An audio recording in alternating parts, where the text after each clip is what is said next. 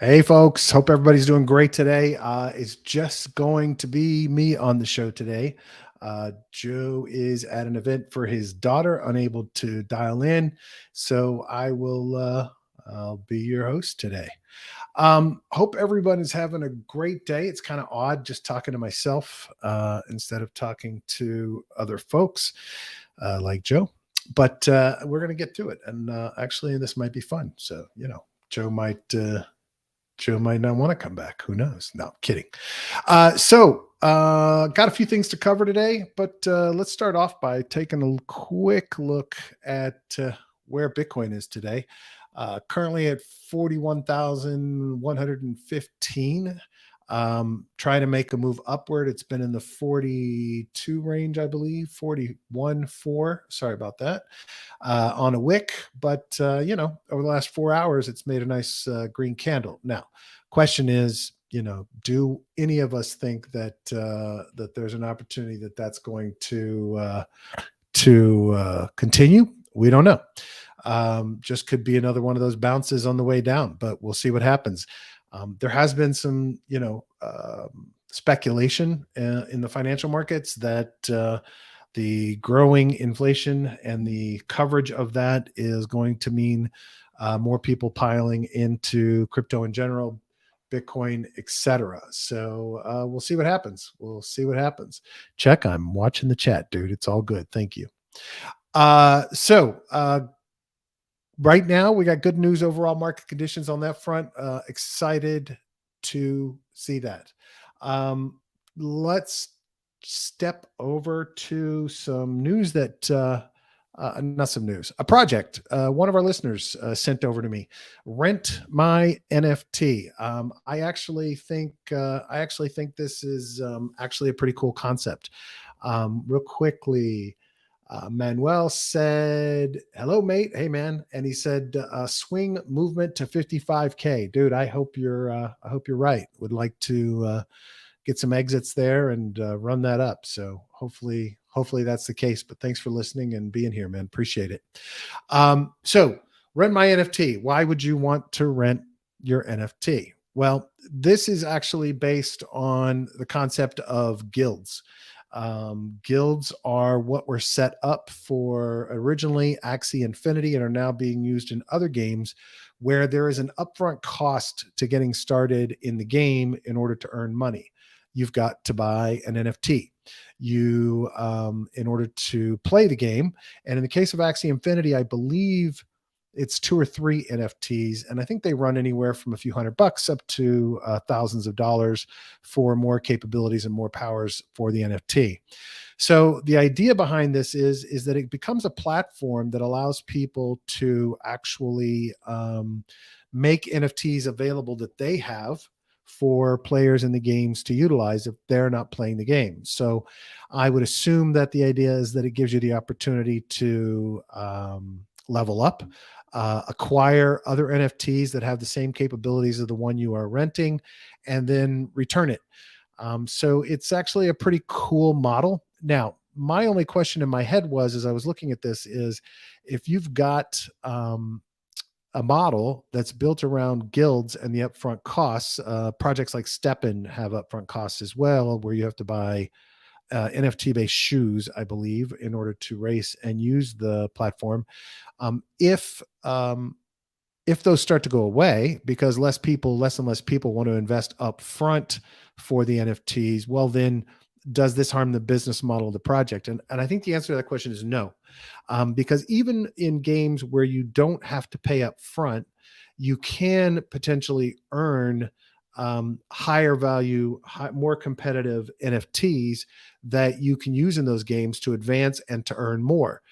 For example, in the game Walk-In, where I'm an advisor, there are no costs to starting up and no cost to joining, and you can earn and improve the capability of what they call their cathletes, which are the representatives of you in the game, and when you compete in the game to earn more tokens, and you can actually sell those NFTs. So I could see a model where someone comes in, works really hard to build up a really powerful NFT.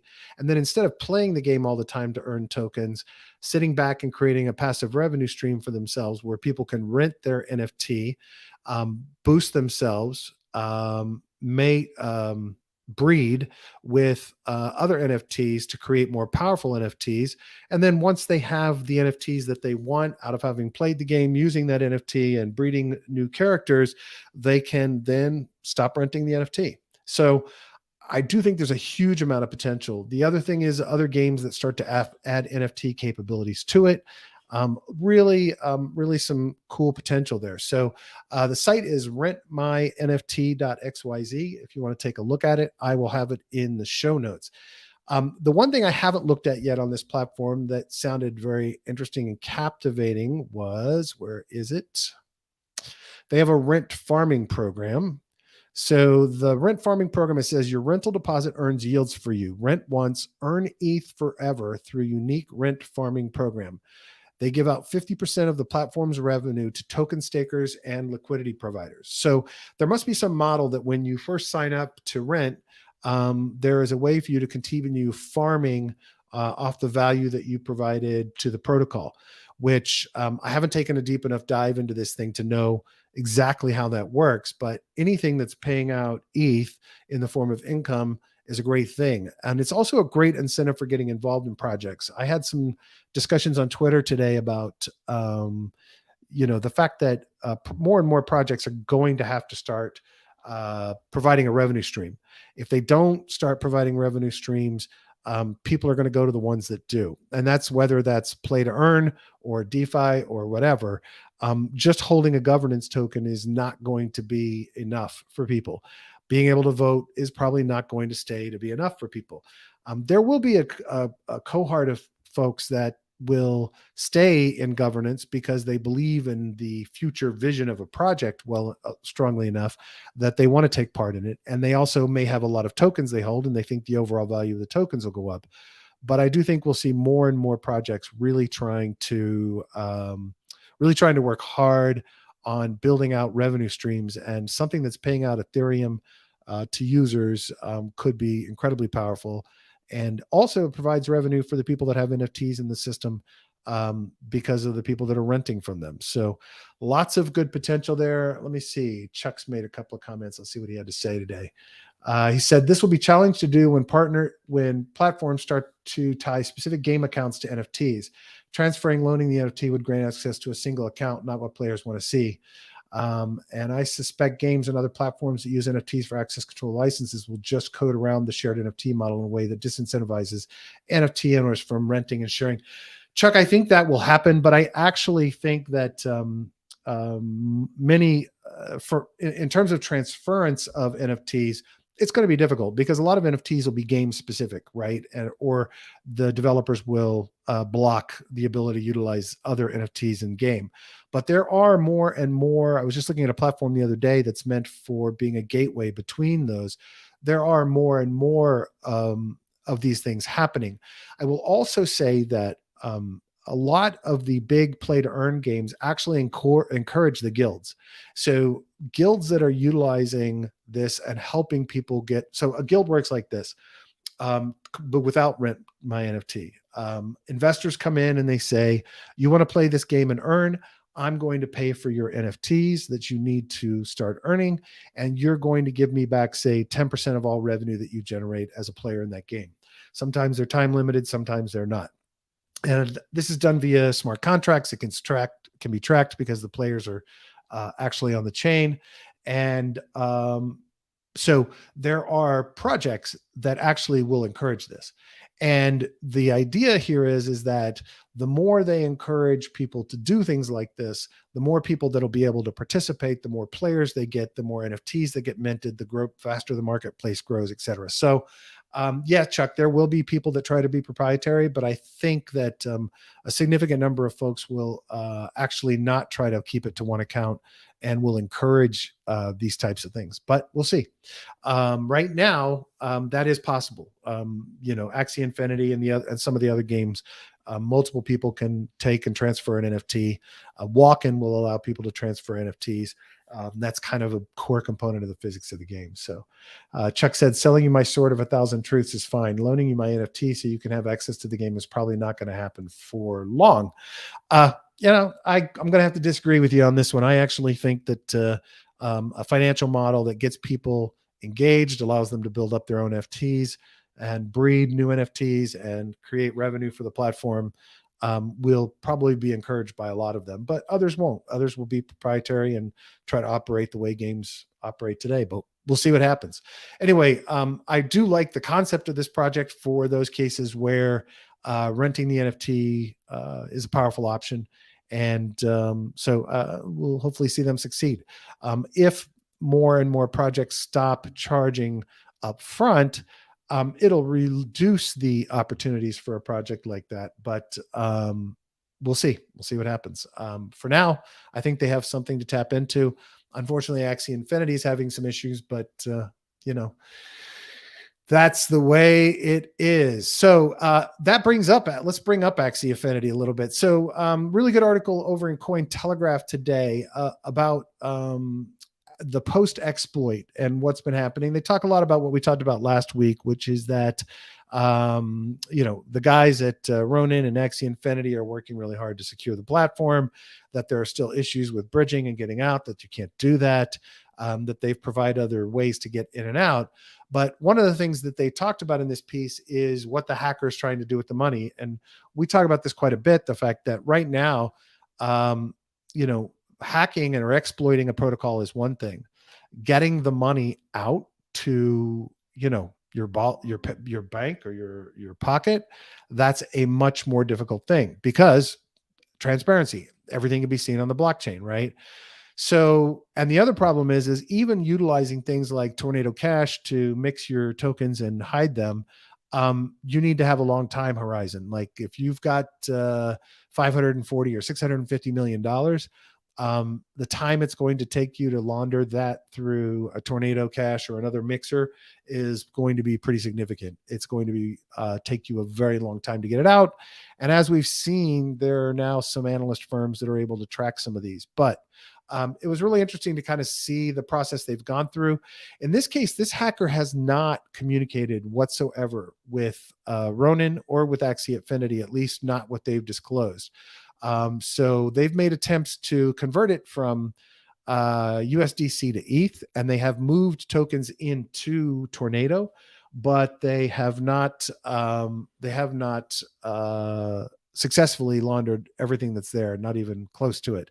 The other thing they did was actually convert, I think, from USDC to something else, and then tried to start sending it to centralized exchanges. Evidently, they were able to get some out of some of those centralized exchanges.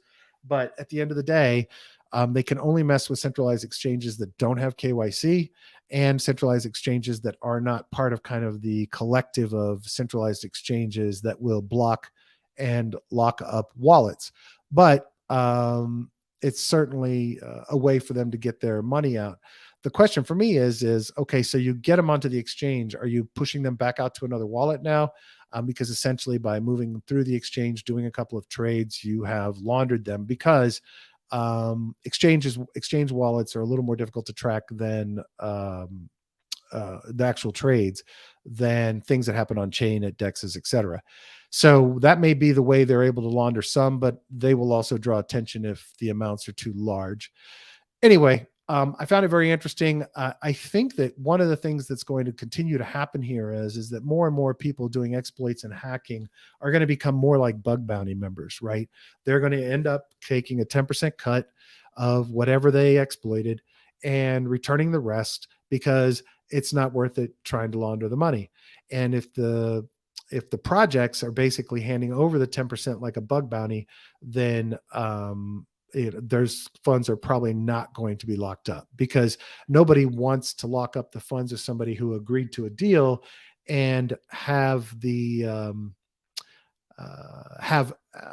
get locked up, because then nobody will be agreeing to these deals, and protocols won't be able to get funds back after a hack. So it's just interesting to watch the process. Pretty good piece that covers quite a bit of it. Another thing that came up was that crypto mixers like Tornado should expect, quite a bit of regulator scrutiny, and it does seem like that's obviously going to be the case. That anything that anonymizes money that prevents governments and regulators and law enforcement from getting their hands on who has what money where are probably going to get a lot of scrutiny. So I would assume the people involved in these projects are actually going to have anonymized themselves prior to launching these things. They're not doxxed. People don't know who they are. They've used their own technology to mix their money, so they aren't trackable. But the fact is that they will definitely gain some scrutiny. The other thing that's interesting here is, if you're trying to mix Ethereum through something, that's one thing. But if you were actually trying to mix something like USDC or USDT, USDC and USDT could actually blacklist the wallets for these mixers and flag them so that they can't function relevant to those two stablecoins. But anyway, I certainly agree that there will be a lot more scrutiny of these protocols to come in the future. Speaking of regulatory or law enforcement, so Virgil Griffith, who formerly worked for the Ethereum Foundation, against the advice of attorneys at the Ethereum Foundation, against the advice of every friend he has in crypto, decided a couple of years ago to go to North Korea, which he was clearly told was illegal, and speak to North Koreans about crypto. And I haven't seen all the evidence that was used against him, but prosecutors and the government were pretty clear that this wasn't just him going there to talk about the virtues and the values of cryptocurrency, that he actually went there with the desire to help people or to help Korea skirt around blocks on their funds. The enforcements that it put on them. There's a word that it's just not going to come to me right now. Anyway, whether or not that's the case, he obviously knew before he went that it would be against the law, that he would have some risk there. He went ahead and did it, and did the speech. And when he came back, I guess they arrested him a bit later for doing it. He agreed to a plea deal. So he got 5 years in prison, so 63 months of his life in prison, and a $100,000 fine for violating the sanctions. There's the word that's like sitting in front of me on the screen that I couldn't think of, for violating the sanctions with Korea. I mean, all in all, this was just stupid shit. There are some comments throughout the article and a few other articles I read that said he thought he would be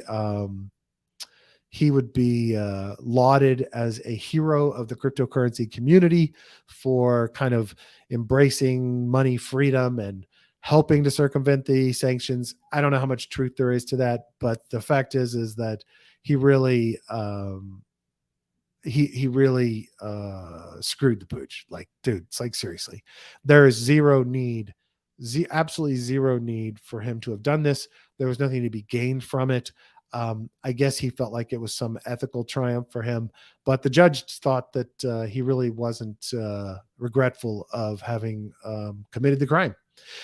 So anyway, be careful, be smart about what you're doing. I had another article related to enforcement, but I can't find it. So I'm just going to talk about it.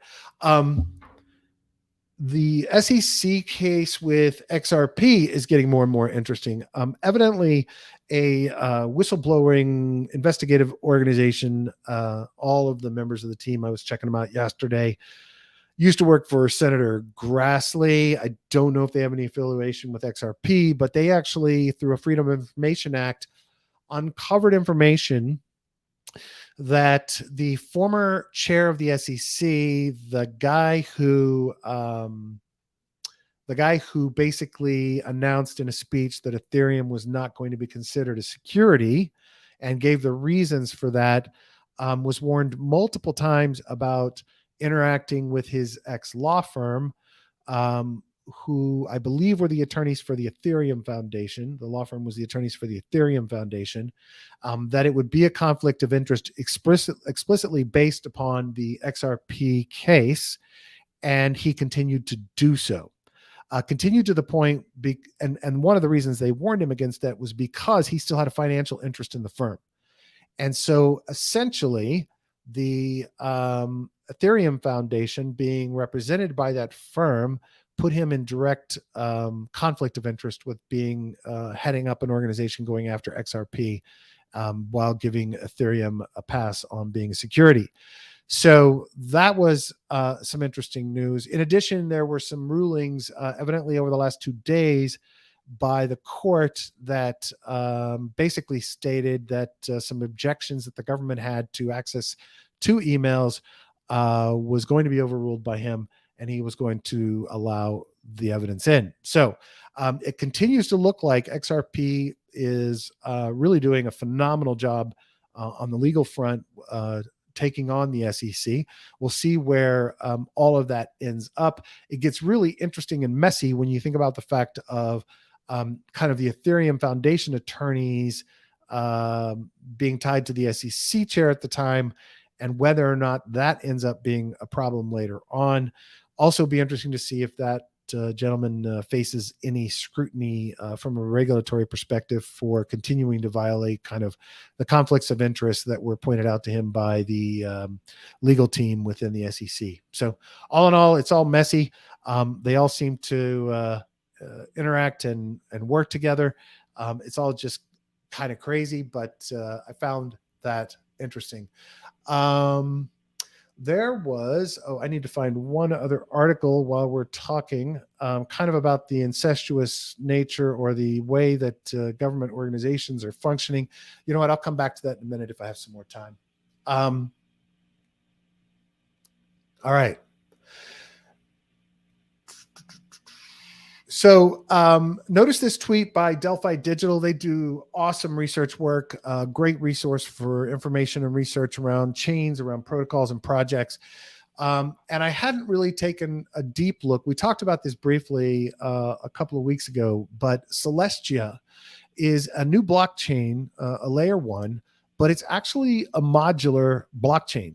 And the point that Delphi really makes in this post and in an article that they also wrote about it is that because they are modular, they're able to separate what they refer to as validity of chains from, let me find the way they word it for you here. Would have been good if I'd marked it. So they say that the way that Celestia approached creating this blockchain is, what's the least a blockchain can do to offer shared security for other blockchains, i.e. through rollups, right? So typically, these are the two. Consensus and validity are referred to as one and the same. However, it's quite possible to regard these notions as separate. Validity rules determine which transactions are considered to be valid. So is this transaction okay? Is it legitimate? Has it been inserted for some other reason? And then consensus allows nodes to determine the order of the transactions and whether or not those are valid, right? So by separating this, they are saying that that the Celestia no longer has to be responsible for executing transactions on chain. And so this gives them far more power, far more speed, far more clarity for what, not far more clarity, higher performance for any other chain. Basically, what they phrase it as is a combination of the capabilities of Cosmos and the capabilities of Ethereum, and that this modularity then can be used by other chains to solve the scalability bottleneck problems that every other chain eventually has to deal with in one way or another with layer twos. I mean, we already have, even though the performance with Avalanche and the fees with Avalanche has been improved, we're already hearing people talk about layer twos for Avalanche, for other chains like Phantom. So there is the potential that all of these other layer ones will have to deal with the scalability issues and the high fee issues eventually, once more nodes start taking up space, once more nodes have to process higher amounts of data and execute transactions. The fear is that those will also grow.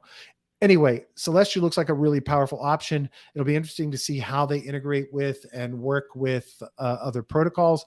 But the concept of having this modular blockchain that allows anyone to deploy their own blockchain with high performance, utilizing the mechanisms that they built into this, could be very powerful. Could be a competitor to the subnets that are gaining popularity in GameFi for Avalanche. More and more games are starting to deploy their own subnets on Avalanche so they control fees and performance. Their transactions aren't being run up with all of the other transactions on the Avalanche chain.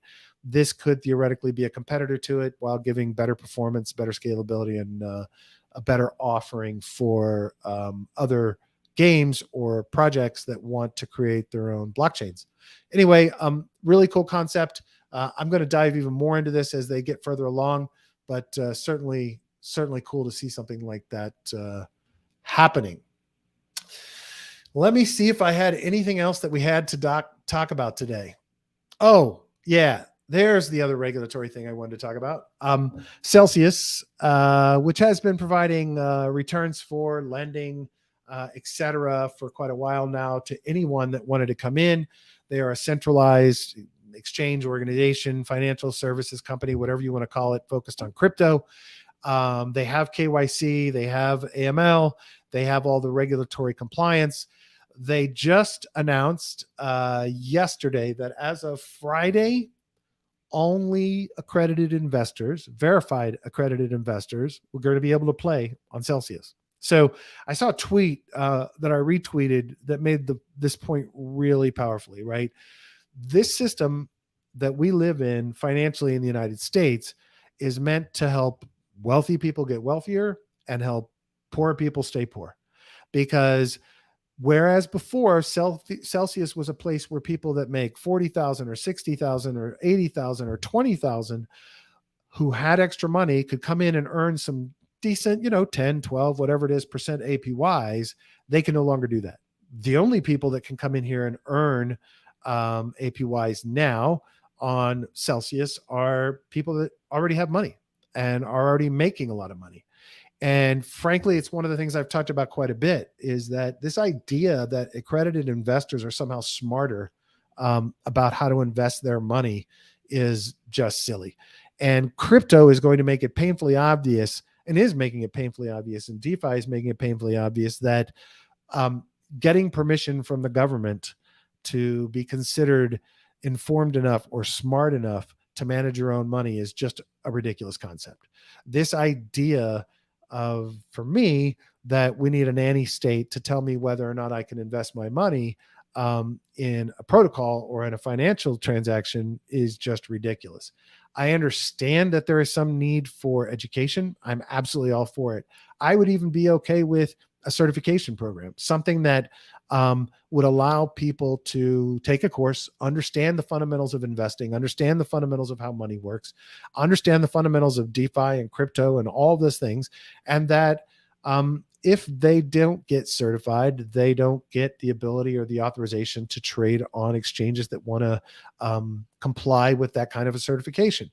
But at some point, the government's going to have to be able to say to people, you're allowed to take chances. You're allowed to risk your money. You're allowed to do what you think is best for your family and your finances. And to me, it's the craziest thing I've ever seen. I've seen plenty of dumbass venture capitalists, plenty of people that don't know what they're doing, who have a lot of money when it comes to actually investing in startups or investing in the markets, right? They made a lot of money growing a big company, but they didn't make a lot of money being investors. But because they have a lot of money, they are considered savvy and smart enough to invest. And to me, it's ridiculous.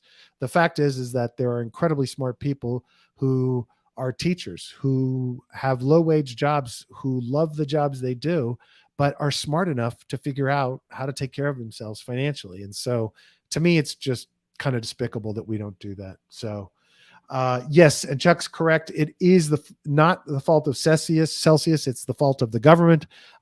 Celsius is just trying to comply with regulators, and I am assuming they had some conversations with regulators because they're in a space that Coinbase was avoiding because regulators said if they did, they would slap them.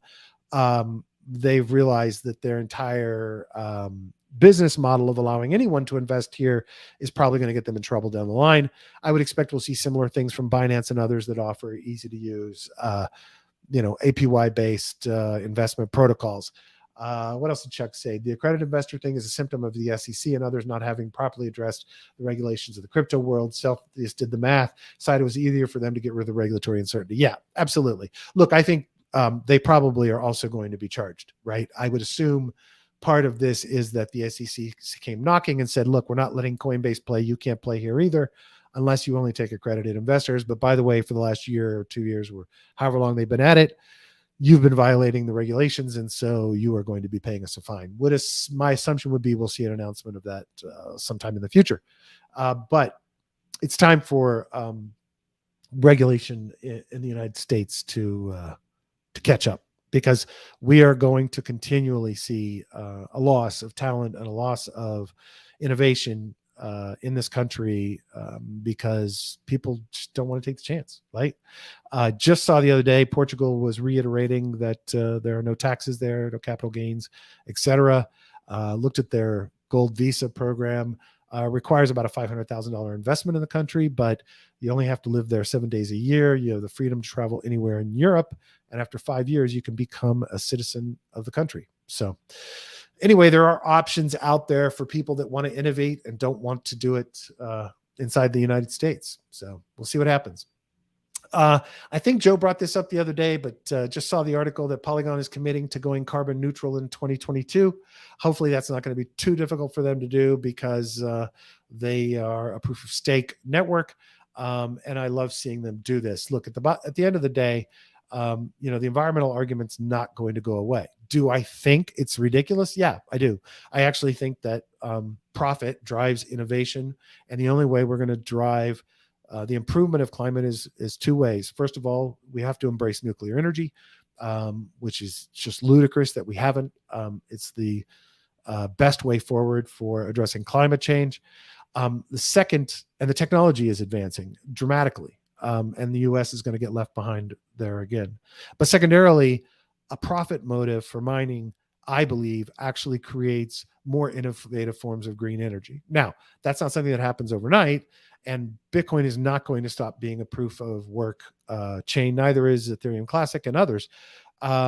So they will continue to have big energy consumption amongst those chains. But you see more and more and more people that are running mining operations trying to innovate and create new ways to make green energy to power their mining operations. Why?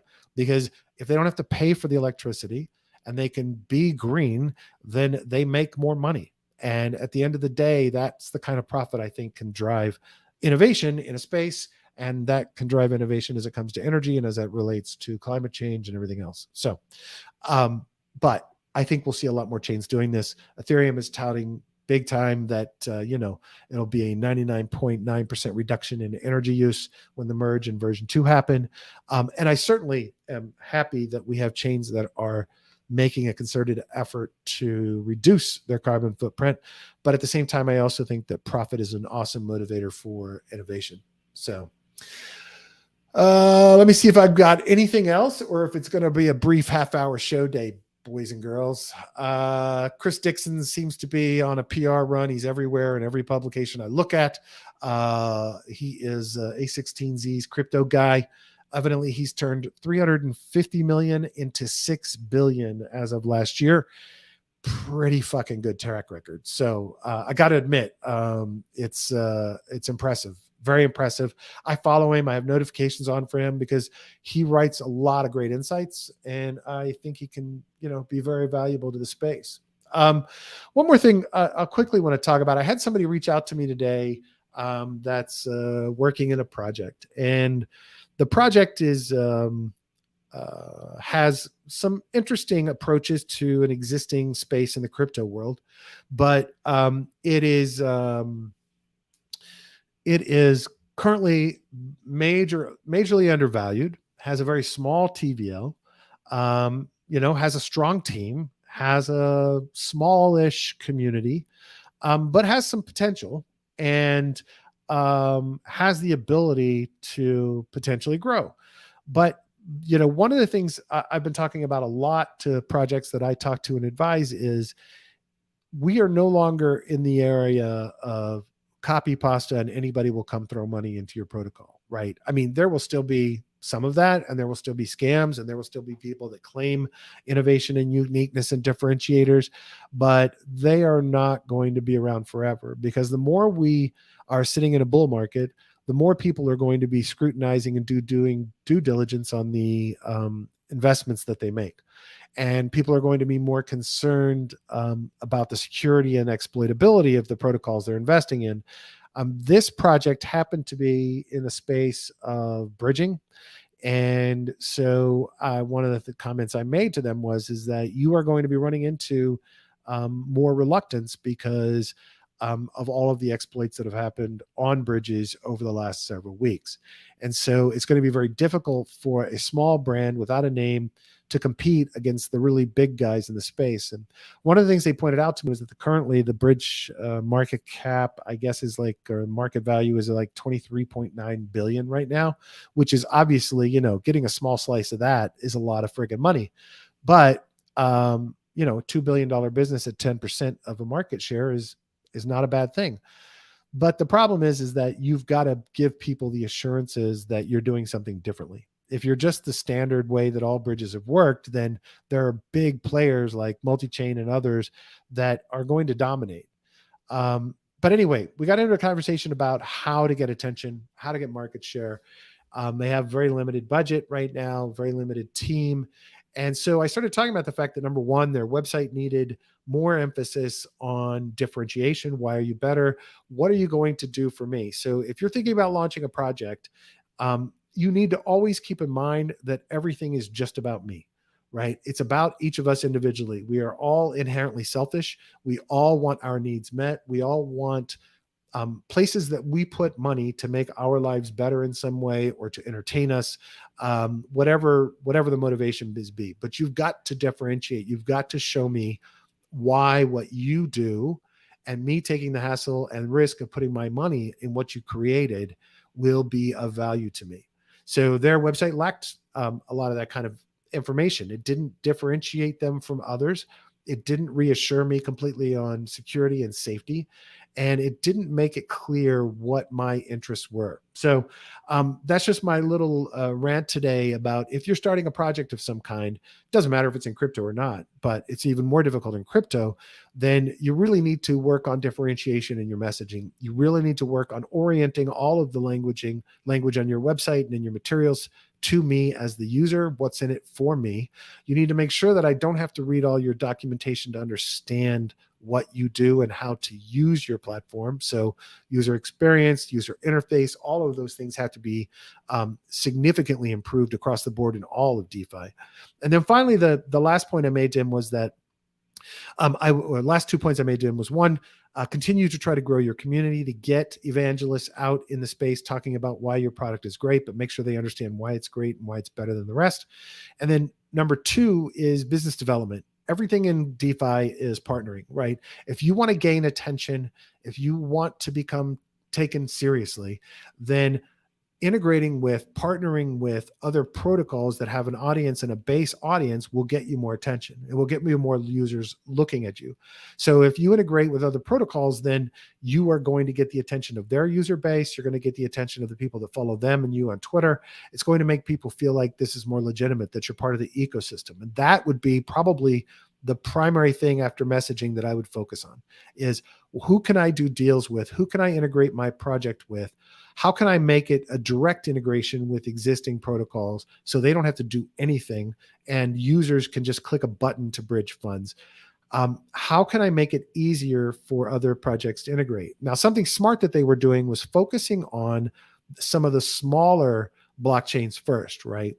Many of these newer blockchains that don't have a massive, giant user base yet are a great opportunity for protocols to partner with, because they are looking for more protocols to deploy on their chain, and they are looking for ways to get people in money into their chain. So if you're a bridge, that's a really awesome opportunity, is to provide a way for people to get on and off these new chains and partner with these foundations that may have 100 or 200 or 400 million dollars available to help you fund marketing and growth later on, because you're willing to bring your project to it. But I would definitely go after those kinds of targets with a project like his, but I would also go after other protocols that I could work with and integrate with to differentiate, and also gather the user bases of other people. So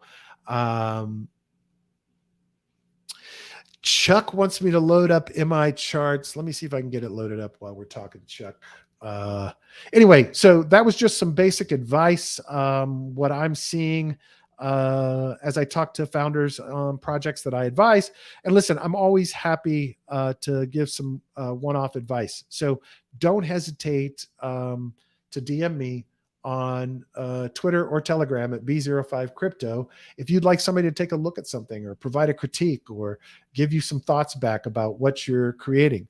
I'm more than happy to do, but I definitely would encourage you to reach out if you'd like to get some advice. And Chuck, I'm trying to load it up while I'm talking to you here. Hold on one second. Oh, okay. Let me get this opened up.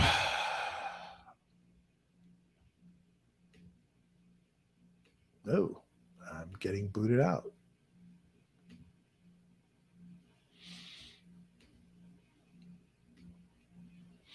Chuck, I'm not going to be able to load that for you today, buddy, but I'll happily send you over. Let me see if there's the lattice static fire chart that came through. Hold on, I'll pull that up. That at least could provide some insights.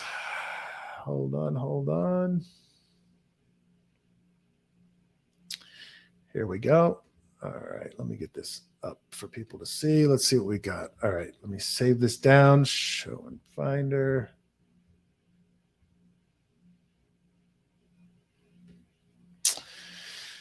Downloads. Open. Sorry, folks. Bear with me as I load up the fire chart for you. All right. So this is the fire chart for material indicators as of earlier this morning. We're not seeing a lot of support under here. I'll get another fire chart loaded up later, and I'll have that live and open tomorrow when we get on. But we're not seeing a lot of volume underneath. And we can also see the Bitcoin 8 right through last night, some of the volume that was present and didn't seem to have any trouble with it. But, overall, do I know what the market's going to do? Nope. Don't know what the market's going to do. Nobody does, even if they tell you they do. Currently, we're trading at 41,095. I would love for it to hang out here for a bit and then continue the bounce up from there. So that is all I have for everybody today. It goes much more quickly when Joe's not yapping along. So I hope everyone has a wonderful evening, afternoon, morning, whatever, wherever you are. Thank you so much for listening. We appreciate you. We love you. If you have any comments, questions, if you just need some advice on a project you're working on, more than happy to do that. Please don't hesitate to DM me, B05Crypto, on Twitter or Telegram. I'm happy to chat. If you've got a project you think would be interesting for everyone to take a look at, you can do that as well. Just like Rent My NFT today, that came from a listener who is interested in that project and wanted me to talk about it. So we did. So happy to do that. Feel free to reach out. Thanks for listening. Everybody, thanks for participating. Chuck and Manuel, thank you so much. I hope everyone has a wonderful evening.